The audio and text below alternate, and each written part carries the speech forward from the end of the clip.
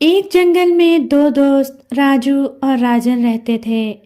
راجو ایک خرگوش تھا اور راجن ایک ہرن۔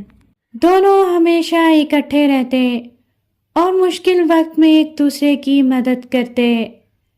وہ دونوں جنگل میں بہت خوبصورت زندگی گزار رہے تھے۔ ایک دن ایک بھیڑیے نے راجن کا راستہ روک لیا۔ بھیڑیے کو دیکھ کر راجن بہت ڈر گیا۔ بھیڑیا راجن کو کہنے لگا، اب تم مجھ سے بچ نہیں سکتے، میں تمہیں کھا جاؤں گا۔ راجن مدد کے لیے چلایا۔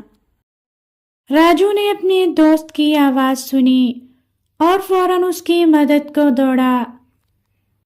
راجو نے بڑی ہوشیاری سے راجن کو آزاد کرا لیا۔ راجن نے اپنے دوست راجو کا شکریہ ادا کیا اور دونوں نے ایک دوسرے سے وعدہ کیا کہ وہ ہمیشہ ایک دوسرے کی مدد کریں گے۔ ان کی دوستی مزید مضبوط ہو گئی۔